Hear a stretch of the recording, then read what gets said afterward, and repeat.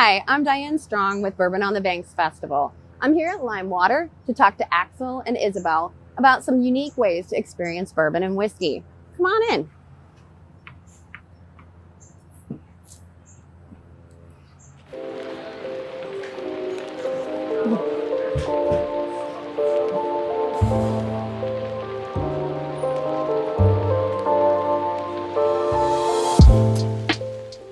Hello, Hi. Isabelle and Axel with Limewater. I want to say thank you for inviting Undressing Bourbon to talk about bourbon pairing today. You guys want to give a little bit of history about Limewater and how you got here? And Limewater was like a manifestation of the family from like 5 years ago. We tried a couple locations to see if it would be viable, but then this location is a historical building, 900 Wilkinson Boulevard. The Glen Willis building, and it was just really special. In addition to that, Isabelle is a descendant of E.H. Taylor himself. Very cool. Yeah. Which is just a great little Twist on that. Yeah. Right. We actually, when this property came up, we already had the name Limewater, and then of course the family connection. He's my great grandfather. I believe there's 4 greats, and to have an old historical home on the river is with the name Limewater is kind of just all came together. Yeah. It's beautiful here. It's very beautiful. We welcome you to Frankfurt for sure. Thank you. This room was chosen to look like the inside of a bourbon barrel, how it's a charred oak barrel, so that's a cool little fact as well. Very nice. Yeah. Well, we are here to talk about pairing bourbon with food.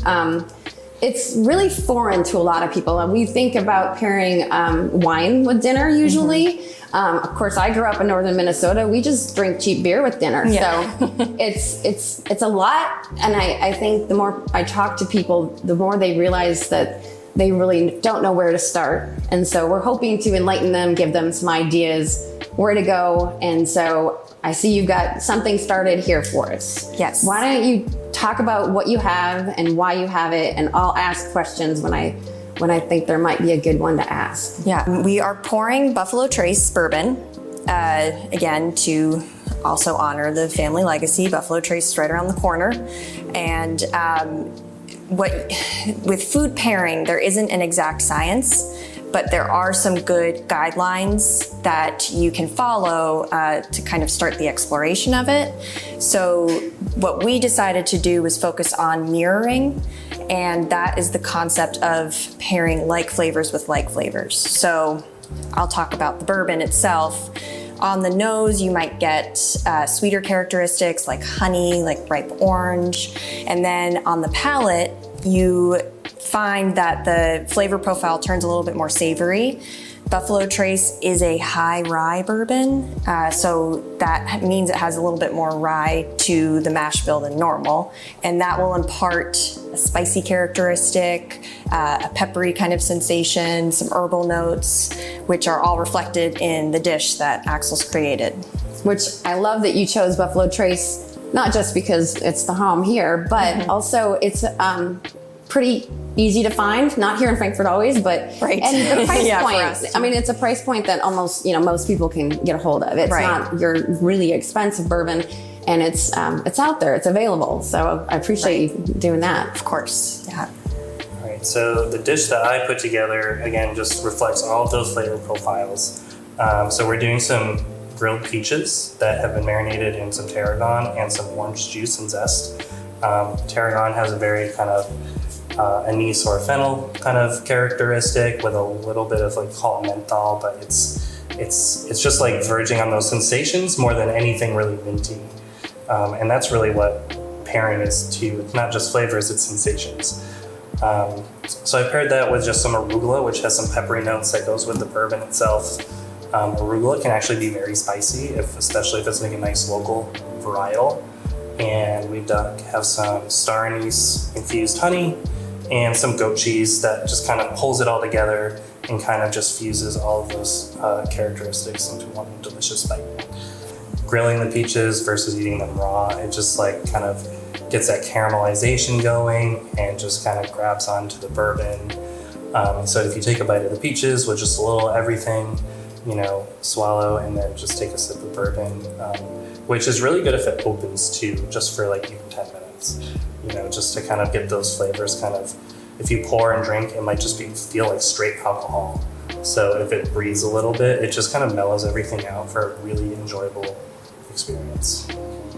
Wonderful. So just to be clear, none of this is marinated in whiskey or bourbon. No. The only whiskey and bourbon is in our glass tonight. Correct. All right. Not that that's not an option, but tonight it's just in the glass. Exactly. And I did that intentionally so that you don't always have to like cook with bourbon, or because maybe you don't want to waste it or whatever the case may be. But there's definitely a lot of ways to go. Essentially, you have the goat cheese here. So I like to just do, in my fancy experience, we just like to do a backwards push, and then that kind of gives you like a little artistic situation. And then we just have some peaches here. And these have been not only grilled, but chilled. So it's just a really refreshing summer dish. All right, some fresh arugula to kind of just get around there. And fresh tarragon. We've marinated them, but we also like a little fresh herbs. Cooking with fresh herbs is one of my favorite things to do, and I definitely would feel like it's underrated, because you can have an herb garden and throw it on like anything, tarragon and rosemary and all that good stuff. And then lastly, just our star anise honey drizzle. Again, it's just to like really bind with those sweet flavors and sensations the bourbon has.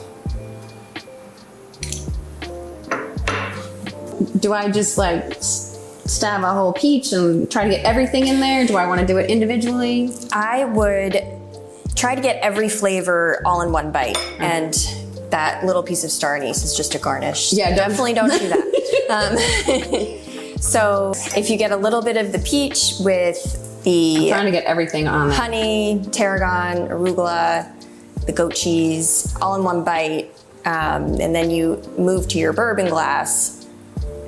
And as you're tasting, as we mentioned, on the nose with Buffalo Trace, you might get some ripe orange. You might, wow, it definitely has a sweeter characteristic. And then as you taste it, Buffalo Trace turns a little peppery, and that's where that arugula, the tarragon comes out. That sweet honeyed note plays really well with the star anise or anise. I get them mirroring. Yes. Yeah. It's kind of really cool. With the peach itself, this doesn't necessarily have stone fruit. I'm sure there's some bourbon out there that would, or palates are super subjective, so you might get a stone fruit. But we did pick peach as the star of the dish because bourbon and peach are such a classic pairing, and that would be a moment of not necessarily mirroring, but a complementary pairing where there isn't peach flavor in the glass, but the sweetness of the peach, especially if you grill it and you get some of that caramelization that you would find in the Buffalo Trace, that all plays on each other really, really well. Yeah. And something that Axel actually told me about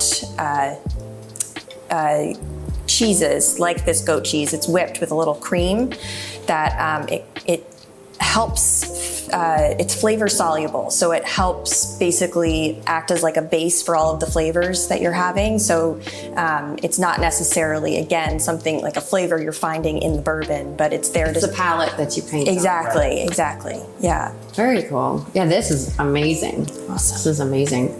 I can imagine someone, like if they're hosting a bourbon party of some sort, maybe they're gifted a very special bottle of bourbon. So they don't go shopping for a bourbon. They have one that they want to share with their friends. They've inherited, whatever. And so they would maybe Google what those, or I guess really think about it, or find out what those notes are and the different flavors, and then kind of build a dish from that. Mm-hmm. Yeah. Definitely. You can definitely, I would suggest a little bit of both. Like go to the distillery's actual website and look at what they're suggesting is in there. But as I said, palates are subjective. So maybe you get a little vanilla and they're saying it's not vanilla, or, you know, there could be something else that your palate's telling you is in there. So I would always trust yourself first too, but it's always good to kind of bounce back to what the people who made the bourbon are saying also.